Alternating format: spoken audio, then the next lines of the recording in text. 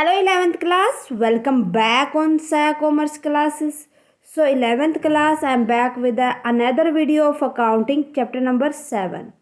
So chapter number 7 में हम discuss कर रहे थे अभी तक जो हमने डिस्कस कर लिया इसके जितने भी टॉपिक थे लाइक डेप्रिसिएशन क्या होता है, प्रोविजंस क्या क्या होते हैं।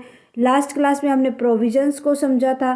देन उसके बाद आज की क्लास में हम डिस्कस करेंगे रिजर्व एंड प्रोविजन के बीच में differences and type of reserve. So let's start with difference between provision and reserves.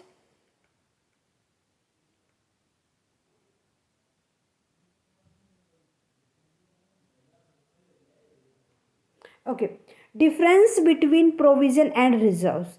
Difference मैं बार बार आपको बताती हूँ, बेसिक जरूर दिया करो कि किन बेस पर आप उनके बीच में डिफ्रेंशिएट करने जा रहे हो। सो सबसे पहले हम डिफरेंस बेस की बात करें मीनिंग के बेस पे, तो मीनिंग क्या होता है प्रोविज़न का कि जो नॉन लाइबिलिटीज़ होती है उनको मीट करने के लिए हम जो भी कैरिएशन करते हैं वो प्रोविज़न कहलाता है। Means it is created to meet the a non liability. Non liability का मतलब क्या होगा, हमें पता है कि फ्यूचर में हमें 10,000 के किसी को पे करने हैं, ठीक है।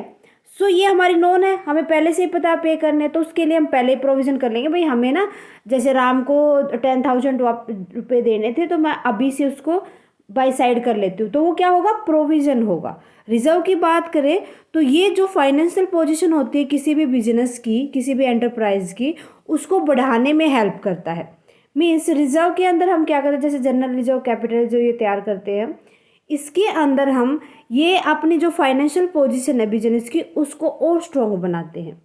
Means it is created to strengthen the financial position of business enterprise, कि जो बिजनेस है हमारा उसके अंदर अगर पैसे कि मान लो कि फ्यूचर में हो सकता है कि कभी ये अननोन होती है यहाँ पर लाइबिलिटी रिजर्व के अंदर, कि हम आइडिया नहीं लगा सकते, बस वैसे ही बाई साइड हम कुछ पैसा रखते जाते हैं ताकि फ्यूचर में अचानक से कोई भी खर्चा आए तो इन रिजर्व को हम यूज कर लें। नेक्स्ट बेस होगा चेंज, चार्ज और एप्रोप्रिएशन, कि जो प्रोविजन होता है वो अगेंस्ट प्रॉफिट चार्ज होता है। प्रॉफिट के अगेंस्ट क्या होता है, चार्ज होता है, बट जो रिजर्व्स होते हैं वो एप्रोप्रिएशन होता है प्रॉफिट का। इसीलिए जब हम पीएनएल अकाउंट तैयार करते हैं तो उसके बाद पीएनएल एप्रोप्रिएशन अकाउंट हम तैयार करते हैं। Okay, so provision are charge against profit, reserve is an appropriation of profit. समझ आ गए डिफरेंसेस। देन उसके बाद आता है ऑब्जेक्टिव। ऑब्जेक्टिव किस उद्देश्य से हम प्रोविजन तैयार करते हैं, कि जब हमें ये पता है कि कोई भी लाइबिलिटी हमें पे करनी, बट उसका एक्यूरेशन हमें नहीं पता, उसको हम एक्यूरेट कैलकुलेट नहीं कर पाते सही, तो उसके लिए हम क्या करते हैं, प्रोविज़न तैयार कर लेते हैं।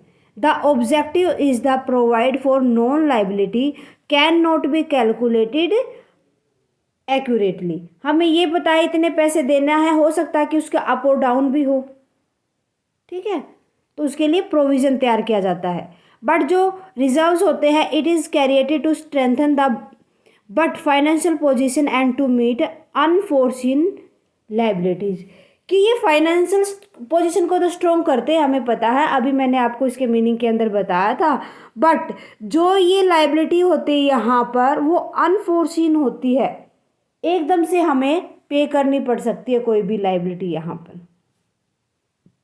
नेक्स्ट बेस होगा effect on profit and loss. Profit and loss के ऊपर क्या इफेक्ट होगा, जो प्रोविजन हुआ उनको हम क्या करते हैं, डेबिट करते हैं प्रॉफिट से, हैंस प्रॉफिट इज रिड्यूस। इस वजह से क्या होता है, जो प्रॉफिट होता है वो कम होता है। बट जो रिजर्व्स होते हैं वो किसको कम करते हैं, जो डिविजिबल प्रॉफिट होता है उसको रिड्यूस करते हैं। नेक्स्ट कैरिएशन की अगर बात की जाए, provision are to be created even if there are insufficient profit. भाई जो प्रोविजन होंगे तभी तैयार किए जाएंगे जब हमारा प्रॉफिट जितना हमने सोचा था उससे कम होगा, जितना होना चाहिए उससे कम हो। Reserves is created out of adequate are profit only. भाई रिजर्व तब क्या तैयार किए जाएंगे जब प्रॉफिट हमारा एडुकेट जितनी जरूरत थी उतना ही होगा। क्लियर है। तो उसके बाद देखो नेक्स्ट 6 मोड ऑफ कैरिएशन, क्या किस मोड में हम कैसे कौन से अकाउंट से हम इसको कैरिएट करते हैं। सो जो प्रोविज़न तैयार किए जाते हैं वो उनको हम क्या करते हैं डेबिट साइड में दिखाते हैं पीएनएल अकाउंट के। तो इसीलिए कहाँ से किए जाएंगे created by debiting the profit and loss account. हमने क्या पढ़ा था रिजर्व क्या थे एप्रोप्रिएशन ऑफ प्रॉफिट, तो इसको कहाँ से हम कैरिएट करेंगे पीएनएल एप्रोप्रिएशन अकाउंट से। इन्वेस्ट की बात की जाए तो इन्वेस्टमेंट यहाँ पर कोई भी प्रोविजन में से आउटसाइड हम बिजनेस के आउटसाइड इन्वेस्ट नहीं कर सकते। It can not be invested outside the businesses. Reserve can be invested outside the business, but जो रिजर्व होते हैं उनको हम बिजनेस के बाहर भी इन्वेस्ट कर सकते हैं। नेसेसिटी किसकी होती है कहाँ पर होती है, जो हम प्रोविज़न तैयार करते हैं वो एज पर लॉ होने ज़रूरी होते हैं, लॉ के लीगली तैयार करने ज़रूरी होते हैं।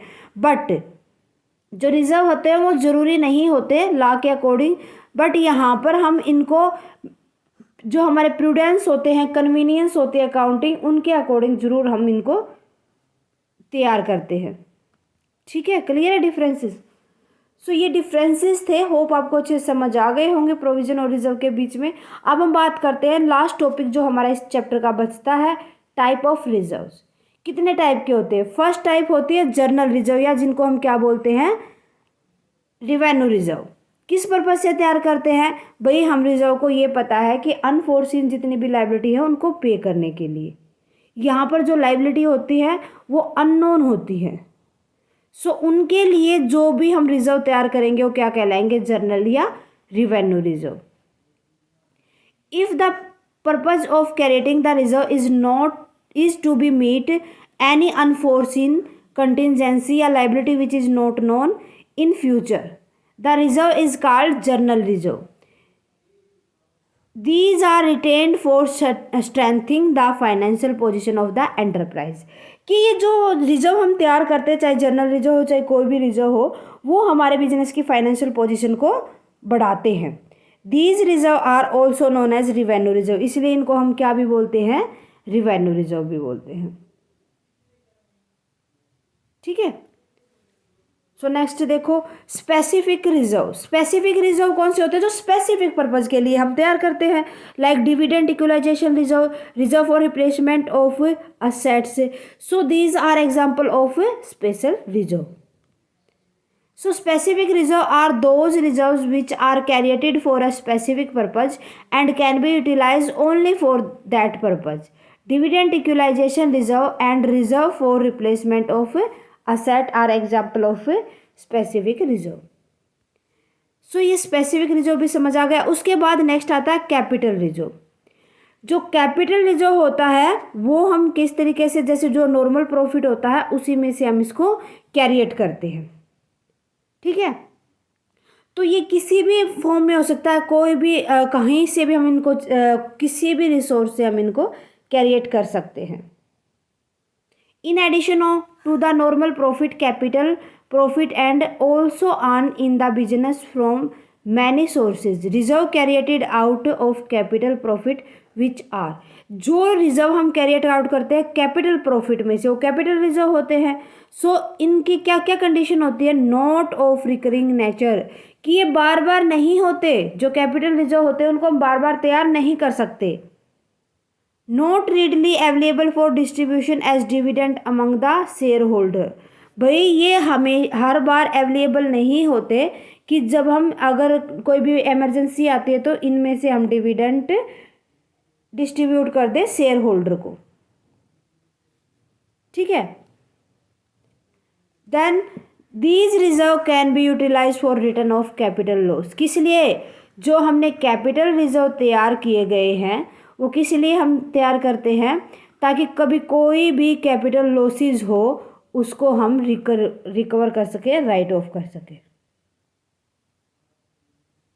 Okay. Capital reserves may be carried out of profit such as profit on sale of any fixed asset, profit on revaluation of asset, profit from forfeiture of share, profit prior to incorporation of company। कहाँ से कैरिट out कर सकते हैं? मान लो कोई भी हमने fixed asset को सेल आउट किया था, उससे पे प्रॉफिट हुआ तो वहाँ से हम कैपिटल रिजर्व तैयार कर लेंगे। किसी भी असेट को हमने प्रॉफिट के ऊपर रिवैल्यूएट किया तो वहाँ से हम कैपिटल रिजर्व तैयार कर लेंगे। कोई भी शेयर फॉरफिट हुआ था, उससे प्रॉफिट हुआ, मीन्स हमें कहीं से भी कैपिटल प्रॉफिट मिले वहीं से हम कैपिटल रिजर्व तैयार कर सकते हैं। क्लियर है? सो पता चल गया कि जनरल रिजर्व या रेवेन्यू रिजर्व कौन से होते हैं, स्पेसिफिक रिजर्व कौन से होते हैं और कैपिटल रिजर्व कौन से होते हैं। हो पूरा चैप्टर आपको अच्छे से समझ आ गया होगा स्टूडेंट। इसी के साथ आज की हमारी क्लास ख़त्म होती है। इवन हमारा चैप्टर नंबर 7 भी हम कंप्लीट कर चुके हैं। कोई भी डाउट है अभी तक जितने टॉपिक हमने करवाए प्लीज़ मुझे कमेंट सेक्शन में लिख दे, साथ के साथ कमेंट करके बताएं क्लास कैसी लगी। मिलते हैं स्टूडेंट नेक्स्ट क्लास में विद नेक्स्ट चैप्टर नंबर 8।